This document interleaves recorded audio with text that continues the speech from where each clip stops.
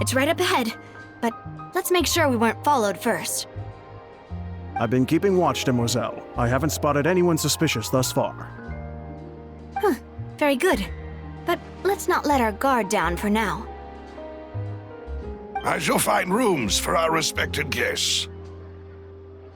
Thank you, Malus. Now, let's continue, traveler.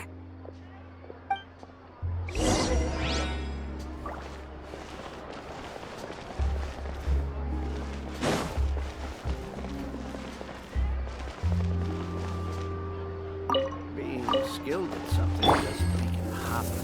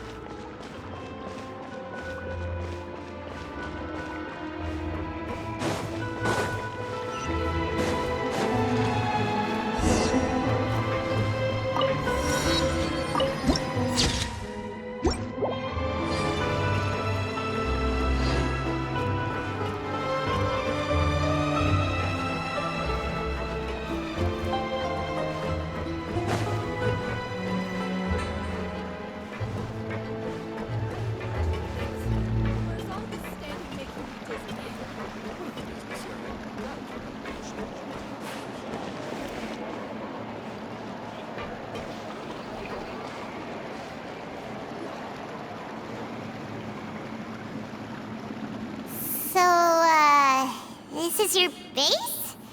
It's not quite what Paimon imagined. Your accommodations have been arranged. Under the present circumstances, I can confidently say it's the best we have. Well, our funds have been a little tight lately. After all, we don't allow illegal or unethical profiteering. In fact, our funds often come from citizenry who support us. Seems like it's tough times for everyone. But if you have the support of the people, that does sound like it's worth it. To be honest, our financial situation was a lot better back when my father was in charge a few years ago. I'm afraid I'm not quite his equal. Your father... He was the previous boss of Spina di Rosula, right? How did he... Demoiselle, if you'll allow me to explain. No. I'll explain it myself. I suppose I couldn't run from this topic forever. And as partners, this is something I hope they can understand. My father's name is Callus. Yes, the same one they call Callus the Unfaithful in the streets. 3 years ago, he was accused of murdering his own friend. But he chose a duel to defend his honor instead of standing trial. He died in the duelist's ring. Oh no. But I do not believe my father was a murderer. I'm sure he was set up. At the time, I believed that if he only stood trial and was duly investigated, something amiss would crop up and prove his innocence. But strangely, he not only requested the duel himself, but rumor has it that even after being seriously injured, to the point where he could be deemed as having lost the duel, he refused to surrender, determined to die in the arena. 3 years later, I still don't understand why he did that. How could he protect his honor if he's dead? If anything, he gave up his chance to defend himself. The closest piece of info I have is that my father had been investigating the serial disappearances case at the time of his death. Ah, so that's why you're so determined to get to the bottom of that case. That's right. I've also tried to investigate the murder my father was implicated in, but I haven't found a single new clue in my countless reviews of the investigation records. However, I believe that if the murder case is related to those behind the disappearances, they must know something. I must know what really happened. Was my father coerced? Framed? Even if he really did kill his friend, I must get to the truth. If only he'd been more open with me when he was still alive. He even hid the fact that my mother died due to complications when giving birth to me. And now, here I am investigating his death. You really are a handful, aren't you, Papa?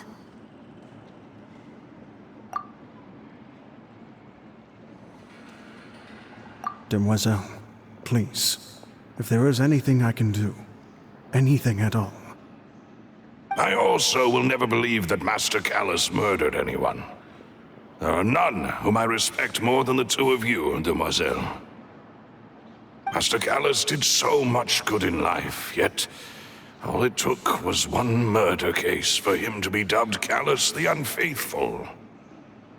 Even our supporters decreased greatly due to that incident, hence our strained finances at present. Wait, if Callus was such a good man, wouldn't people at least be a little suspicious when he was accused? No. Perhaps people just revel in that kind of drama. It's not something exclusive to people from Fontaine, really. Everyone's like that. People love watching the evil turn over a new leaf, but they also enjoy watching good people fall into an abyss from one slip-up just as much. But how could... never mind. If Callus was really falsely accused, we have to find the truth. He didn't deserve to have that happen to him. There is one other thing. Master Callus's opponent in the duel was Ms. Clorand. Oh, her?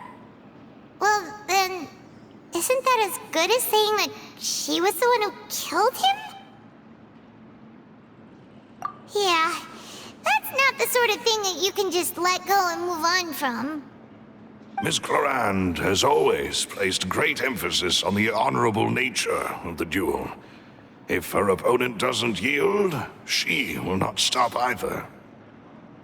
She knew Master Callus beforehand and greatly respected him, but seeing how he was resolute in the arena,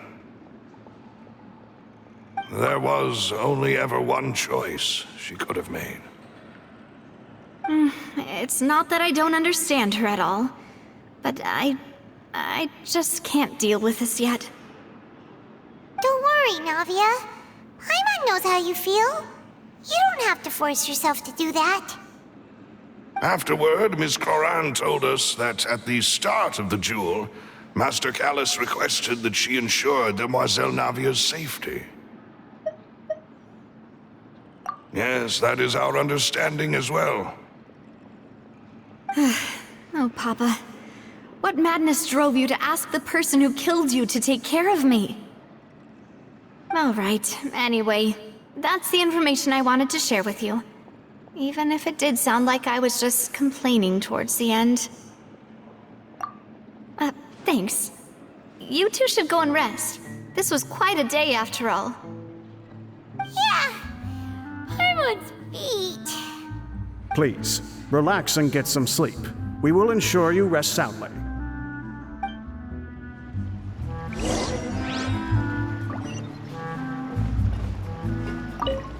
Whether it be responsibility for Spina di Rosula or Master Callus's death, it all landed on Demoiselle's shoulders so suddenly.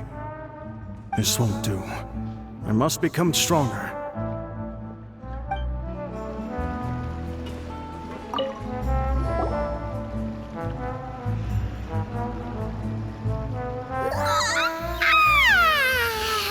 Paimon slept so well. This place feels almost too safe. Huh? Navia? Where did the other two go? I sent them back to Poisson. It's Spina di Rosula's place of origin, and where we have our headquarters. There's not much for them to do here at the moment. Paimon gets the feeling that you're just trying to get them off your back.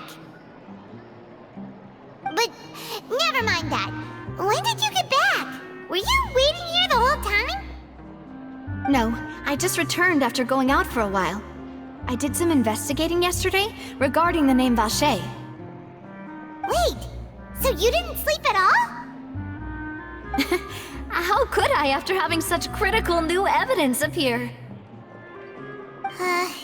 Guess Paimon wasn't speaking for everyone just now, huh? Unfortunately, this name seems to have been wiped from existence. It doesn't seem to have a match anywhere. I suspect that those behind this have already taken steps to hinder an investigation from this angle. But that does prove that this Vache person is a key witness in the incident. Does that mean we're too late, though? No. There is one ray of hope. One place in Fontaine that they would find almost impossible to threaten, no matter how much they wanted to. And that is the archives kept by Chief Justice Neuvillette, a place where detailed files on all the cases in recent years are kept. If the Oceanette you met is one of the young women who went missing recently, we should be able to find some related information there. So Neuvillette maintains an archive of case files? Whew, guess that's the hard-working Chief Justice for you. In that case, let's go talk to him, shall we? Aren't you coming along, Navia? Did you get tired? No, it's nothing. Let's go see the Honorable Chief Justice.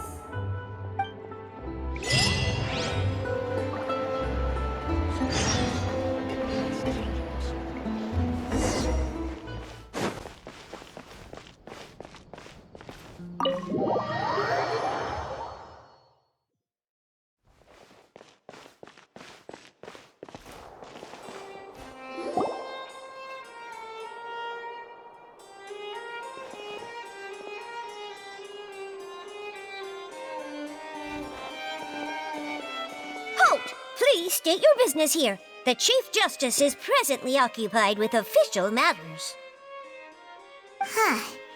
This place does look pretty heavily guarded. Guess that proves that Neuvillette's files are really secure. Hey, don't you recognize us? Huh? Who are you? Just to be clear, I don't care who you are or who you might be related to. Our rules make no exceptions. See? They've got great discipline, too. Yep. Paimon can tell. If you're here just to crack jokes, I can point you towards the exit. Unlike some, we're busy, so please leave if you don't have a reason to be here. No. What I meant to say is, shouldn't you remember us from a few days ago? We were at the trial of the great magician Linny. Oh, yes, I remember.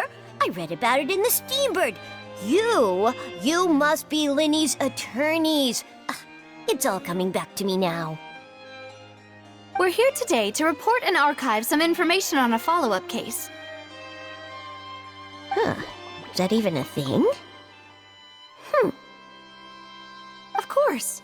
Don't worry. We're here on official business. You can trust us. All right then, I'll let you through. The Chief Justice is just inside. Thanks so much.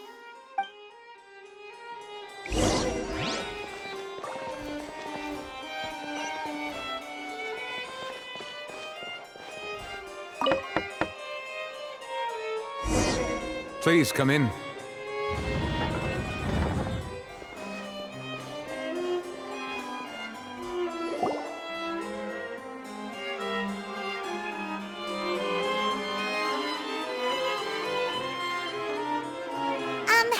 Sorry to barge in, Monsieur Nervalet. We only lied to get in because we didn't know any other way. It's all right. Please let me know how I may be of assistance to you. So you're not mad at us? We're looking for a man called Vacher. He may have been an eyewitness in the serial disappearances case. If we can find him, we may be able to unearth some key information on the case. Ah, I see. In that case, please wait here a moment while I browse through the files.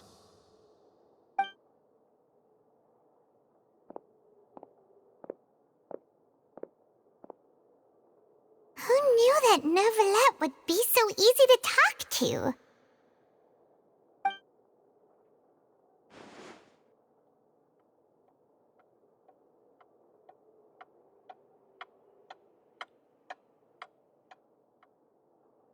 Unfortunately, I'm quite certain that no one by the name of Vacher has been involved in any case, criminal or civil, in the past several years. There are no records of him either in the files or in my memory.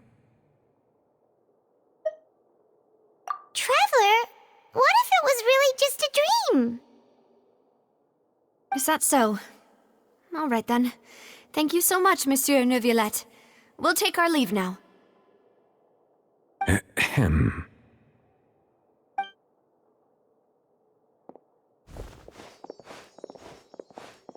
Miss Navia, I can understand how you feel.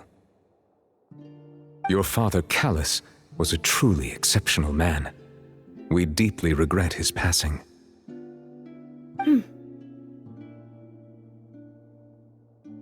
And what are you trying to say, Monsieur Neuvillette? Are you trying to console me? Extend your sympathy? Or just express some tendril of regret? No. You are not trying to do any of that. I can hear it in your voice. There's no emotion behind your words. You only said those things because you felt like you should.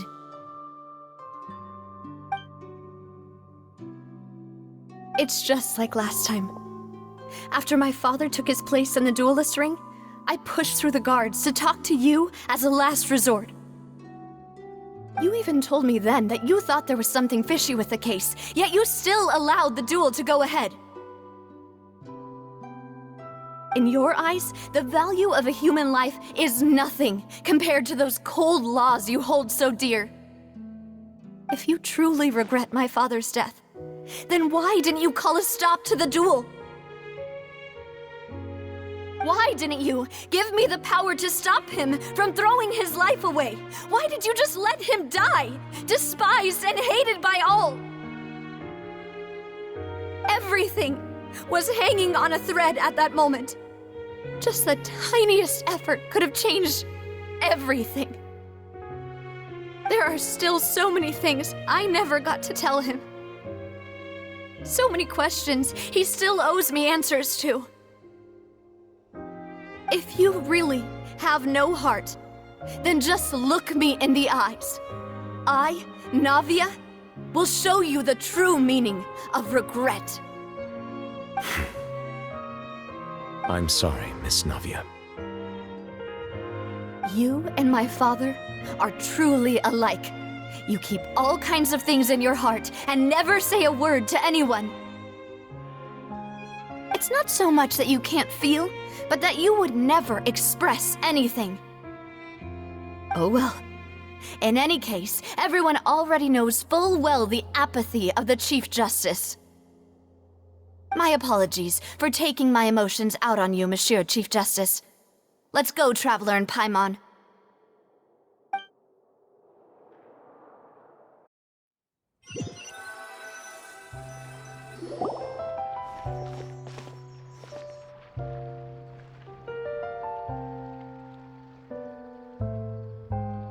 Navia, are you okay? I'm fine. Rain. It's raining. You're right. Wasn't it still sunny when we went into the building? And there shouldn't be any active trials today. How strange. Now that I think of it, on the day my father was convicted of murder, it was also raining. What is it? Did you think of something? Yeah, he was outside. It was uncovered and the rain could fall there. Why? Do you think the rain could have affected the crime scene? That thought has occurred to us before. We've even expanded the search area to try to account for that, but didn't find anything of value. Oh? Wait. You don't mean... So you're saying that the true murderer could have been turned into water and then got washed away with the rain? Yeah, and if that's what had happened, then no one would have believed your dad, even if he explained what he saw to the authorities. I really think I found a true genius for a partner. You're completely right. How did I not connect the dots earlier? All right, let's go to Poisson. With this new lead in mind, we'll get to the bottom of my father's case for sure. Yeah, we're gonna make progress for sure this time. Do you want to go with me now? Or do you want to head over by yourself later?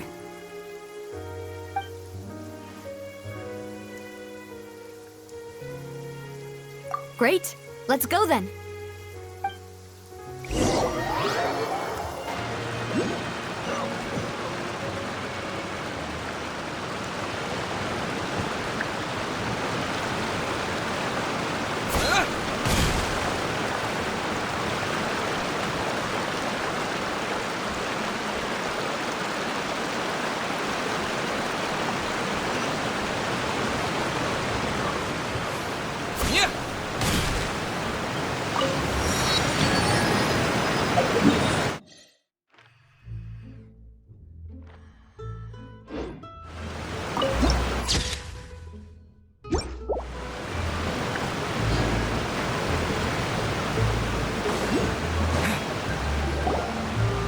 Whoa, what a huge ship! Why would a ship be anchored at a place like this? There's no need to be so surprised. While it may look like a ship, it's actually Spina di Rosula's headquarters. My father was the one who asked for it to be built like this. Perhaps our taste in exterior design is the only thing we occasionally had in common. A gigantic and glamorous ship embodies discovery, opportunity, ambition, and conquest. It symbolizes Spina di Rosula's bright and limitless future. And Paimon thought you were bluffing when you said Spina di Rosula had a glorious past. Paimon was confused why a group with such a history would live in the sewers. But now that Paimon has seen this ship for herself, convinced. Well, Poisson is where Spina di Rosula began, after all. It's our main base, our home.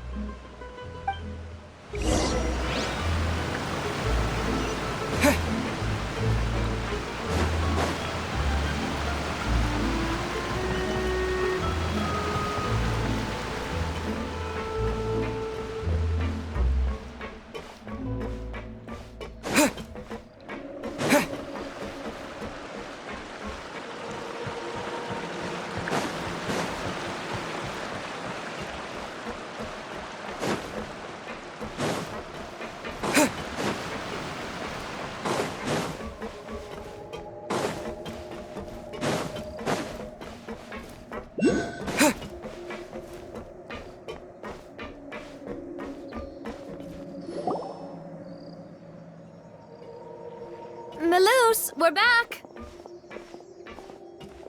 Apologies for the wait, demoiselle, and our most important partners. You said before that you still had some business at the court. What brings you back to Poisson so quickly?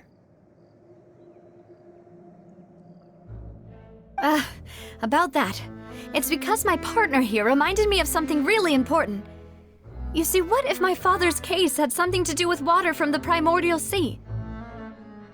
You still remember, right, Melus? On that night, it was raining? Yes, the case was quite similar to that of Mr. Linney's. Both were what you'd call impossible murders. Could you tell us a bit more about what happened before? Yeah, of course. Many years ago, something called synth began to gain popularity in Poisson. At a glance, it was a kind of drink that could excite your mood and produce many pleasant hallucinations. Wait! Didn't that guard guy who turned into water also mention that the primordial water could be used to produce some kind of potion? Yes, he did. Considering what we know now, it's almost certain that synth is created using water from the primordial sea. If you drink synth for an extended amount of time, you'll suffer many side effects, such as losing the ability to focus or control your emotions. And if you were to stop drinking it completely, you'll experience flashes of paranoia and anxiety while lacking energy to do anything. It's an extremely dangerous substance. As he oversaw Poisson, my father was compelled to put a stop to synth abuse and called for a complete ban of it.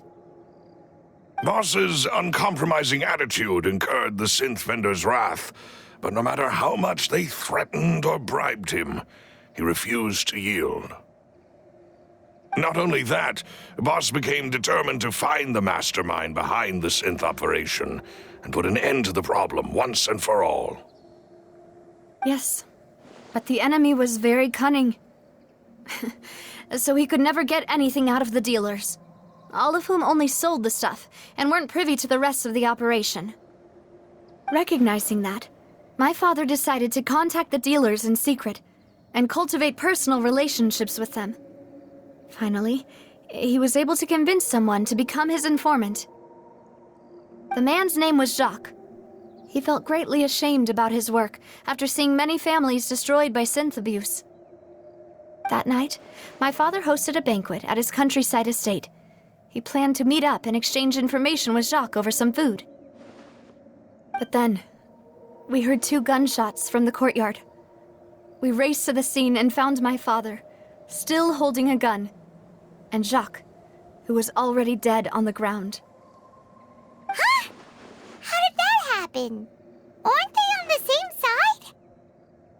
Sounds just like Lenny's case, doesn't it? In both cases, the culprit seemed obvious, but neither appeared to have any motive at all. Looking back on it, though, I now believe the most important clue was something we all overlooked at the time. There were pieces of clothing left at the scene. Precisely. It's all thanks to you that I made the connection now. Back then, we all just thought they were some costumes that Jacques used to disguise himself at the banquet. But, considering it now, it's almost certain that they belong to a third person at the scene. With one extra person, we'll also need to reconsider why the 2 shots were fired. You're right. We still don't know what happened. But my intuition tells me that we're on the right track to figuring it all out. Jacques was an empathetic man who was infinitely remorseful for his past actions. It's unlikely that he turned on Boss with zero warning. I think this third person is probably the key to the full truth. On that note, however, even though this will not please you, demoiselle, as your and your father's butler, I must still offer a word of warning. Our opponent is insidious and cruel. They are extremely difficult to deal with, and Boss has already lost his life trying to bring them to justice. Even though Spina de Rosula has lost most of its former glory, Poisson has welcomed a new time of peace, and we have been allowed to live out our lives. There is no need to follow your father's path. It would be both wise and in line with Boss's wishes to step back and give up on the case. If that's indeed what he wished for, then he should have told me that himself. Was I not the closest person to him? And yet, I was the one most kept in the dark. What was the point of him dying without sharing any of the secrets he knew? Did he manage to protect anything in the end? Synth is still here. Callus the Unfaithful is still his epithet. And Spina di Rosula is barely getting by. Nothing has changed. Did he think I'd just accept his meaningless death and live out my life just as meaninglessly? I've never accepted that, ever. Not since that day, and certainly not now. I want to find out the real answer for everyone's sake. For the missing girls, for the victims, and for myself. Navia. This is indeed the best moment to act. Your partner appears to be quite reliable, and more importantly, demoiselle, I think you're also ready to take this on. So you do know something else, Malus? Yes, I do. In fact, even before that banquet, Boss already knew of the connection between Synth and the serial disappearances case. But what drove all the tensions to the boiling point was the revelation that you, demoiselle, had been selected as the next target to disappear. What? Boss also didn't tell you that he had been diagnosed with a rare illness. The doctors told him that he had no more than 5 years left to live. And the serial disappearances case caused him great anxiety. 5 years was nowhere near enough time to resolve this long-standing conflict, but once he passed away, all the danger would pass on to you. Knowing all of this, he decided to use one final intimidation tactic before his death. He claimed to have already gotten his hands on some key incriminating evidence for the other side, and even told some members of Spina de Rosula about the details. But as long as you remained safe, he would not share the evidence with the public. If something were to happen to you, then he and all those he told would immediately expose all they knew about Synth and the disappeared victims. Right, so nobody would be able to get off scot-free. As we've seen, Boss's tactic has worked. Even though Boss has been gone for a long time, the other side has not tried to take Demoiselle's life. No, I don't believe it. He never appeared to look sick to me.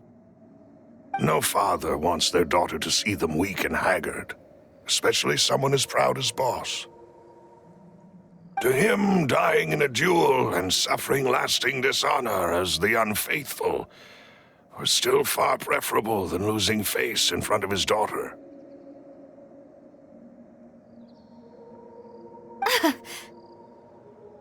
So he chose to die in silence, so that he could protect me. I'm afraid you're not understanding this correctly, demoiselle. What Boss wanted to hand to you was not a parasol, but a sword.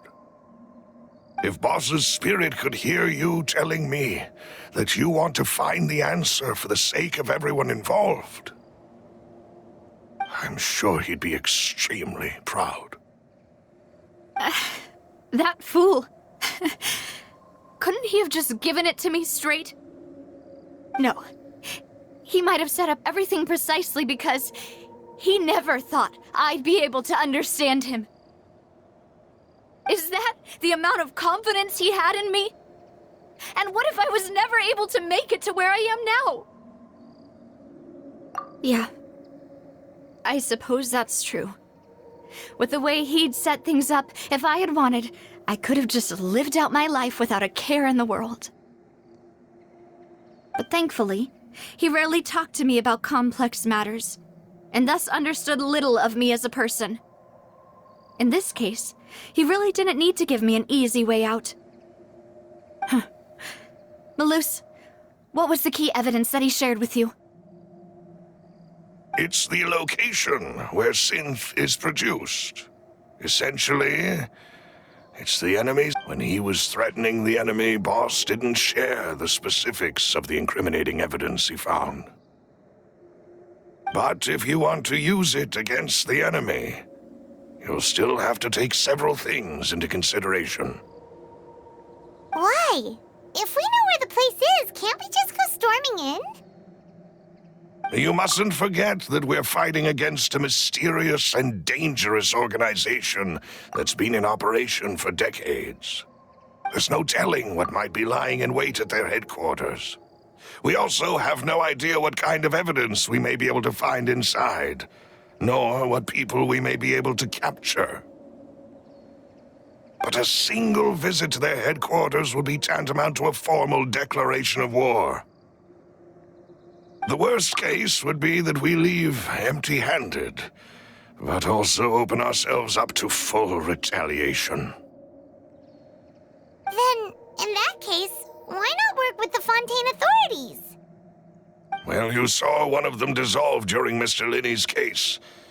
We have no idea just how thoroughly they may have been infiltrated. That's true. Seems my father really had no choice. But things are different now. It should be a lot easier to prove the other side's guilt, now that we've connected Synth with the disappearances case. You sound like you've put a lot of thought into this, Malus. I am the butler, after all. I live but to serve the boss and Demoiselle's will. I've always been willing to take on any kind of risk for your sake. But considering my relative lack of ability, I've spent my time keeping secrets, performing basic investigations, and waiting for the right time to come. Thank you for all of that, Malus. Have you discovered anything new in the past few years? Let me think. One conclusion I came to was that the enemy must be quite familiar with Spina di Rosula, or at least have an informant planted here.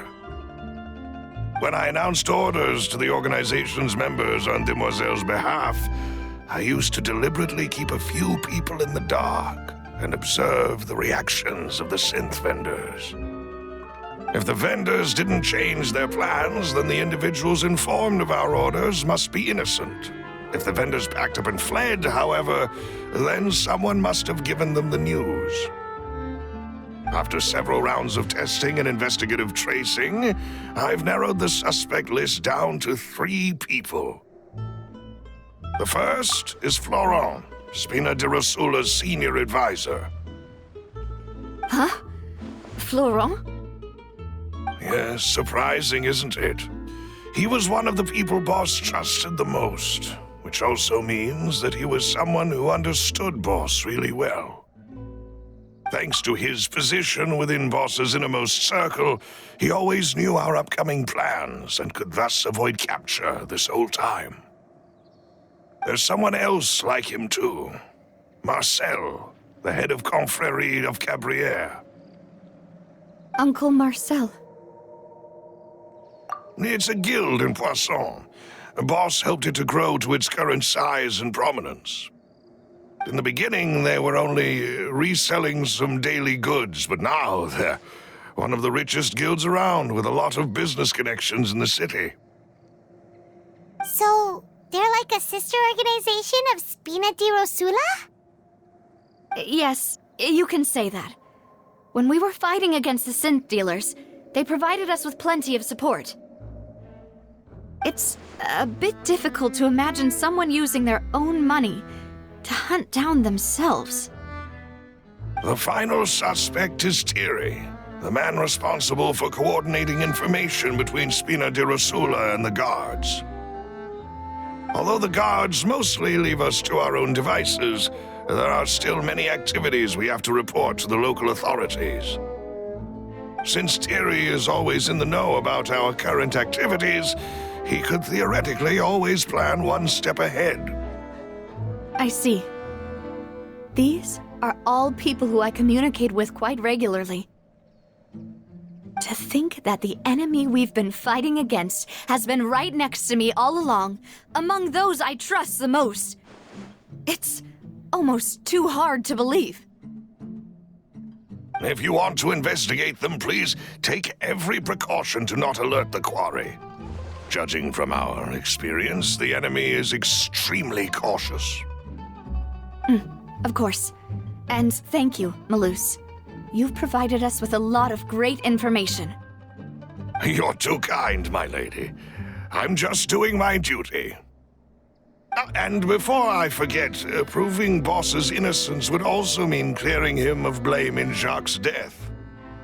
After that incident, Jacques' wife and daughter were taken into the Spina's care. They still live in Poisson today. If it might help, you could also pay them a visit. I can make the necessary arrangements. Aw, thank you so much, Malus. You really are the best. A new case awaits, my dear partner. I hope we can work together to uncover the truth and end this case once and for all.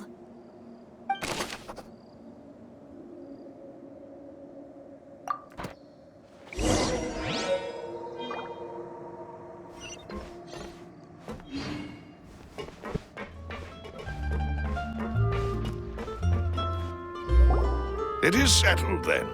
Please excuse me, and enjoy your conversation at your leisure. Thank you for arranging everything for us, Malus. Excuse me, miss. Do you need anything from us? Hey,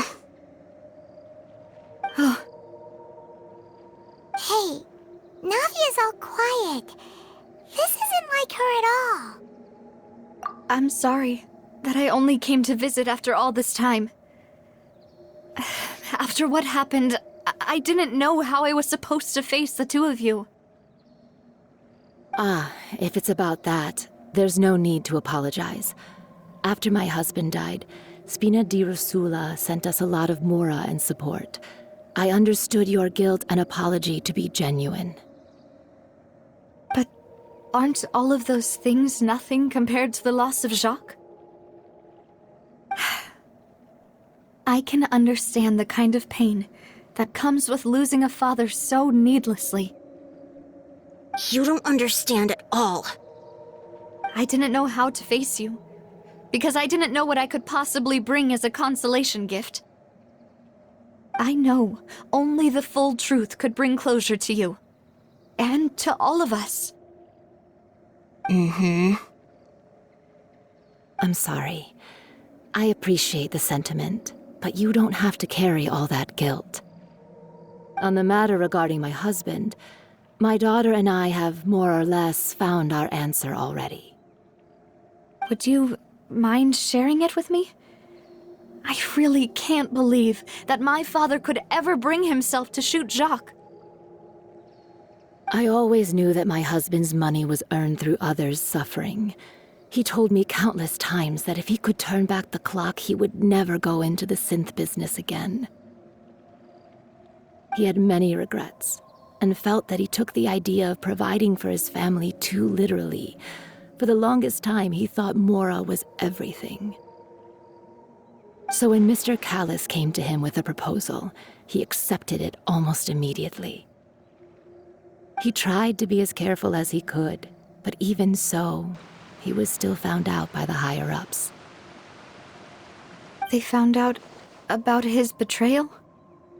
Papa didn't say that exactly, but Papa did tell me that I should never be ungrateful. Before he left that day, he told me that he had no choice. It was only later that I realized it was his final farewell to the two of us. I don't know that for sure, but you could say that's the conclusion I eventually came to. Which is why I'm the one who should feel guilty.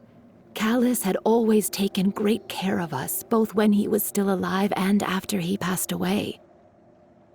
Even if he fired the shot that killed my husband, it was likely in self-defense. It is impossible for me to hate him for what he had done. But Mama, why is Papa still the bad guy if he did the right thing? Papa always wanted to be a good man, so why did he have to do a bad thing in the end? Well, things aren't always as they seem. You still feel like your papa was a good man, right? Yeah, Papa was a really good man.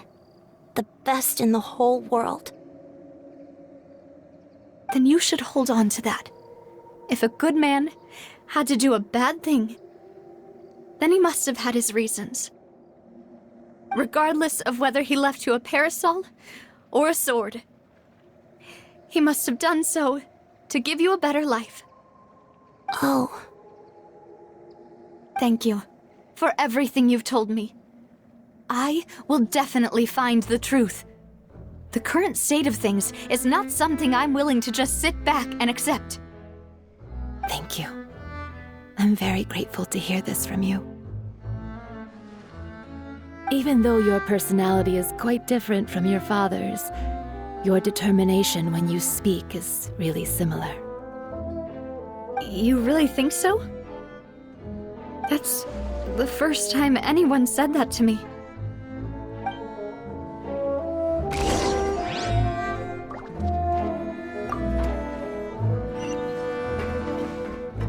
Are you okay, Navia? I'm fine. Don't worry. Let's investigate the 3 suspects next. Laurent should be nearby, and we should be able to find Thierry and Uncle Marcel in the city. I'll get myself together on the way, so please don't worry.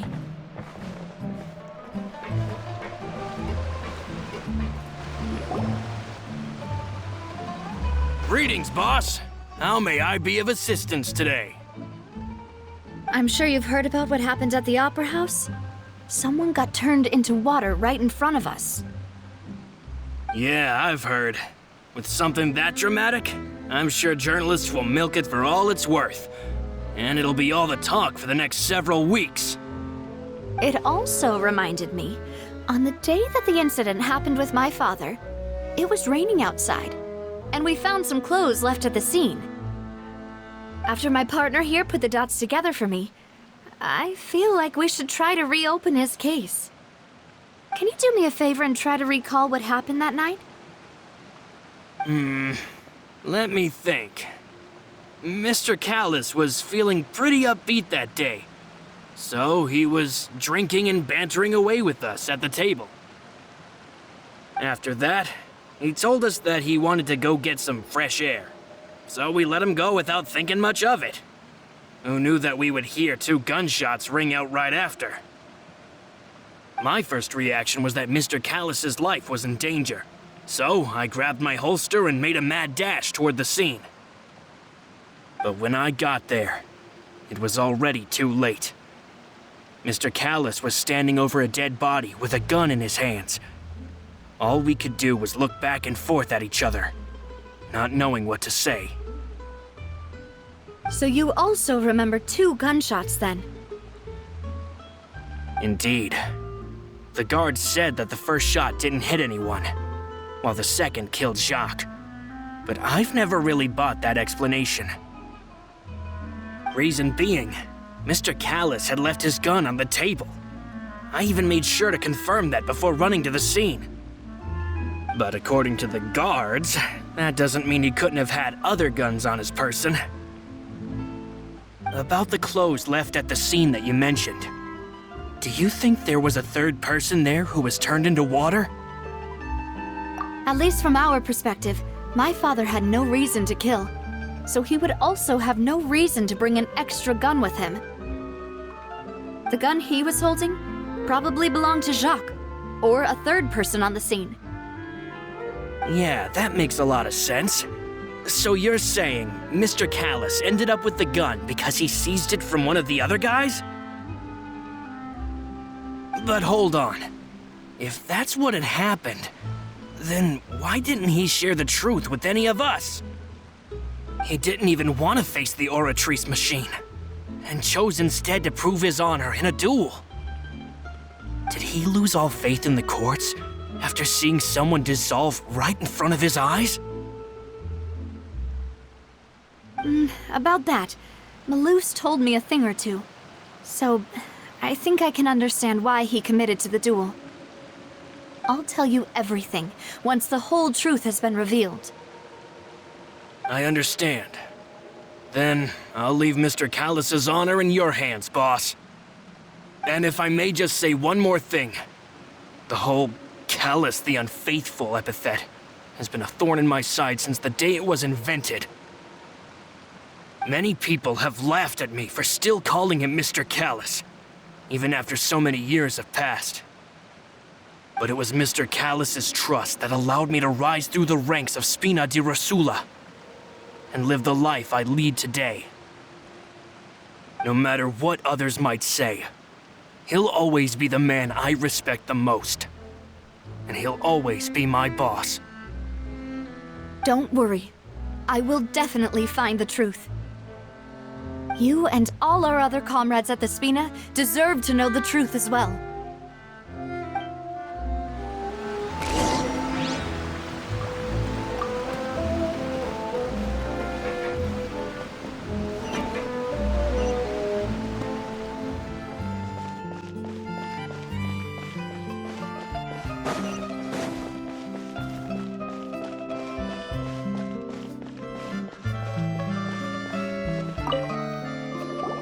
Hey, Thierry, it's me. Oh, now, what brings you here, Miss Navia? I've heard that you made quite the name for yourself at the Opera House. Oh, so you've caught news of that already. Oh, okay. Hey, I'm also a member of the Guards, you know. The way you make it sound, people would think I was sent off to Poisson because I had done something wrong. Are you sure there isn't a little bit of truth in that? Under normal circumstances, shouldn't you have been called back to the city already? I mean, where I work is really up to me. Let's just say I enjoy the ambiance of Poisson. Callus did a fantastic job running the town, building Spina di Rosula from the ground up and clearing many obstructions in my way. It would be next to impossible for me to find a similarly easy but high-paying job in the city. Anyway, enough chit-chat. Are these two friends of yours? You, here for some formal business? Yes. These two are my partners. What happened at the Opera House made us realize that Linny's case and my father's may be related. We're trying to reinvestigate the details of my father's old case. Ah, I get it.